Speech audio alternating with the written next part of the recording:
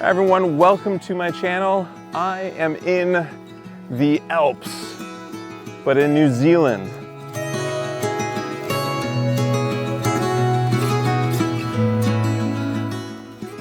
Check it out. Mount Cook is, I think, that one behind me, but it is spectacular.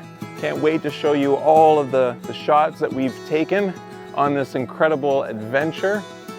I'm here with my 3-year-old son and my wife.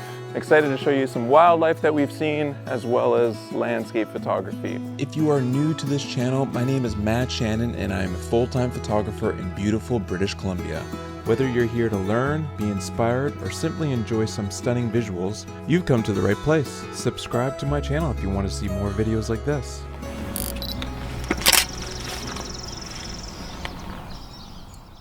This river is quite something. And then we got Mount Cook right there. So there's some nice shots right here at this viewpoint, but really if you went down over to here so you can get some of the windy river, that would be great. And that's what I did.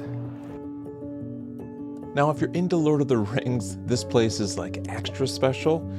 But during the midday, even when the sun just comes up and over those mountains, washes out so much of the color, and so in black and white this place really shines. And so a lot of photographers only focus on golden hour, but I highly encourage you to be out there shooting during this time of the day too. Okay, next stop is, what is the next stop? Glacier? We're at the Glacier, yeah. Glacier. Hey, this vehicle, it's a Ford Transit. Not that I'm a huge fan of Ford, but it does really well, and it's super cheap on gas for how big it is. 8.3 liters per 100 kilometers. We're on the road, and we're happy. Now, when we're traveling, we want to see it all and photograph anything that is worthy of our portfolio or creating a story. And you only have so many chances to get those golden hour moments. So here is where an opportunity that could have been passed up is now taken. Now I'm really low to the ground. You can see the texture on the pavement, and I also cropped it in. So let me know if you like the cropped in version. But this is what it looks like in color. And I'll show you another shot that I took higher up, so you can let me know if you like the higher up version, and I'm a bit zoomed in. And this is where we get it in color, and it just doesn't work nearly as well as black and white. Okay, I got my cotton carrier out. I wasn't using there for a little bit, and it got so annoying having to dig back in my bag. So we're gonna do this hike, and instead of filming all the time on my iPhone, better image quality with this Sony. And then I've got my Nikon in here with lenses, all set up and ready to go.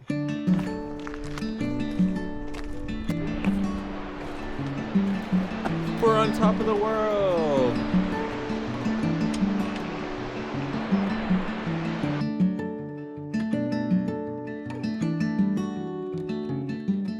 Now this is what it looks like when you have high dynamic range within your camera to be able to push the shadows and bring down the highlights, both in black and white and color. Now this type of photography reminds me of Ansel Adams. I'm not saying that I'm like Ansel Adams. I'm just saying that the process of what I can do in the darkroom and the overall landscape images remind me of Ansel Adams.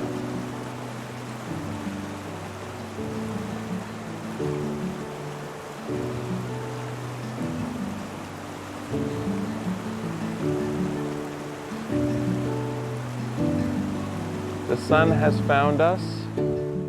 Stunning. Look at that view. And we're hiking back. It's amazing that our 3-year-old made it all the way to the river, across the bridge. Now we're hiking back to the vehicle to get some food. If I was here on my own, I would kind of keep hiking all the way up to the other glaciers. Like, you could easily spend a month here, maybe longer, exploring. But the way to do these trips is to pick out your sunrise, sunset photos where we can park.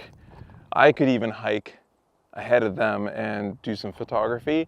And then during the day, we're kind of shooting together and finding locations. So we decided, let's hike. Beautiful backdrop.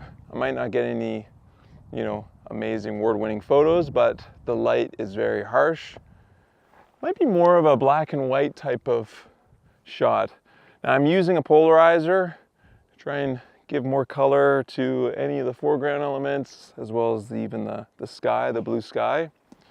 And some of those might look kind of cool in black and white. But yeah, we're gonna hike back. I am starting to sweat, but what a day, what a backdrop. Now looking back, I would have changed my color profile on my camera to black and white. I'd keep it at raw so that I could always go back into color, but at least I could see everything in black and white. That way I'm focused on tones, contrast, shapes, and lighting, and I'm not getting distracted by the color, especially if the color's washed out by the light. Now let me know if you are a photographer who only shoots during golden hour or blue hour and rarely shoots during this time of the day. And have you ever thought about shooting in black and white? Now, I thought about black and white out in the field, but it wasn't until I did some post-processing work that they really just wowed me. And in my last episode, I showed the comparison between the two, and most of the comments were saying, black and white all the way. And it's because of this time of day where this harsh lighting really works in black and white to really make the highlights pop and the shadows you can really just crunch. And you might be interested in seeing how I process that in a future episode. So let me know down in the comments if that's something you want to see. I'd be happy to share it with you guys. I only got them. Okay, we're going to Tasman Glacier View. Mama, I only got them. It's a bit of a steep walk, but it's not crazy far. My wife and kid are down there. I got them on the walkie. Hey, how's it going? How's the trail so far? We've made about 15 steps, and now we're pausing. 15 steps they've made. I don't know if they'll make it up this high, but yeah, if you're ever traveling, walkie-talkies, man. No one carries them anymore. Is there a view before you get to the end? There is not, only if you turn around and look. That's the view. So if you spin all the way around, that's where we came from. Whole road. And then obviously the main feature behind me that everyone's looking at. Hey, can you guys see me at the very top holding my selfie stick? Yep, you're by a big rock and I'm by a big rock. Now, if you haven't guessed it, this is a black and white image that looks far better than the color. See how the color just kind of disappoints you? And believe it or not, my son also made it to the viewpoint on his own. We've seen glaciers. We actually even hiked up to one of the glacier lakes. And son did a lot of hiking, actually, which is great. And all I think about is Lord of the Rings now. But we are on our way south. We got to get to Milford Sound at some point. So the next stop is like all the important things like groceries and getting water and fueling up. And then there'll be one more sort of famous spot that I'm not sure if I'm looking forward to it or not because of the tourists, but we'll check that out, and then maybe we'll jump over into Milford Sound or the other side of the island. But yeah, so far a lot of fun. Not sure if any of the photos really turned out well, but we're really enjoying ourselves. The lady in the store told us these were the things to get from New Zealand. I'm not sure why the penguin is really happy holding the fried drumstick, but anyways, 100% New Zealand grown potatoes.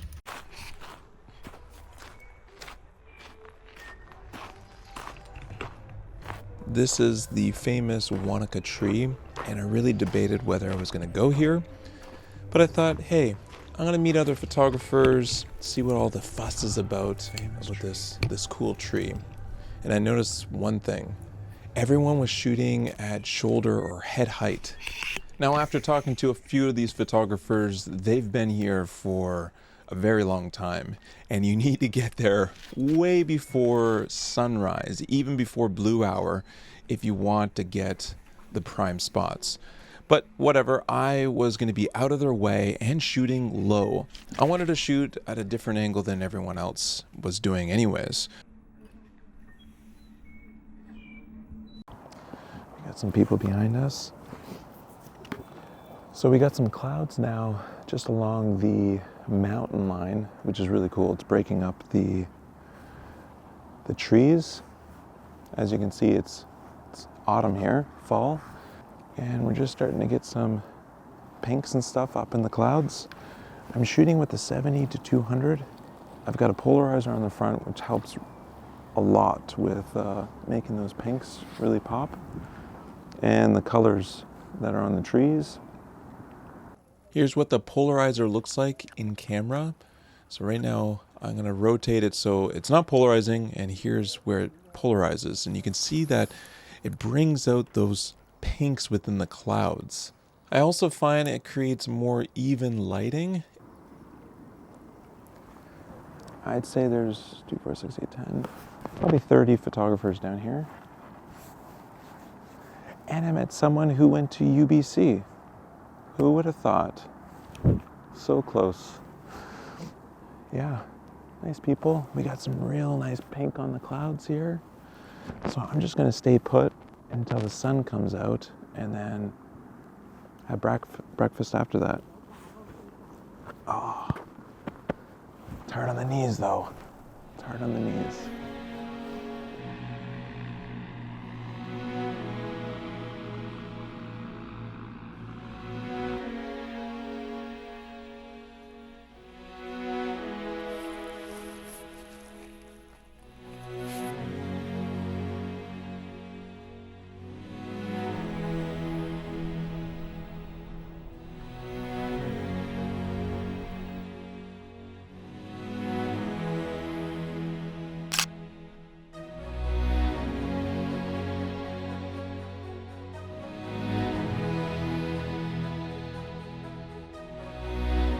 Now, I'm the only one at this level. Everyone else is shooting high, and they're gonna get the same composition. Now, they might be zoomed in, forward or backwards, but their height of where the branches are with the mountains behind is gonna be different than mine.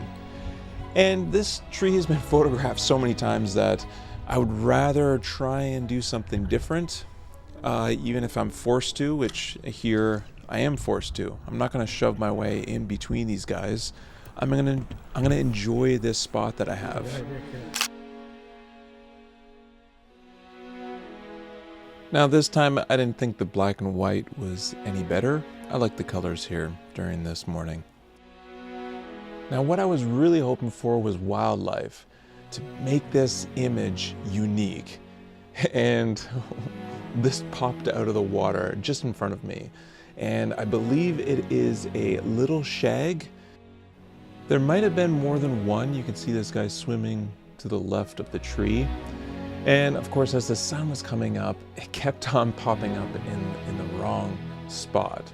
So I tried zooming in, getting some video footage, hoping that, the stars would align and that this wildlife would either fly in front of the tree next to it, land in the branches, but it didn't, and I just enjoyed the moment. With the sun hitting the water and seeing the smoke, it looked so inviting. The water looked warm, and before you knew it, he flew off and I was back to photographing the tree. This next photograph, I stitched 8 images together, kind of like a journalist shot showing the people in the tree. And then as the sun rose, I got this final image.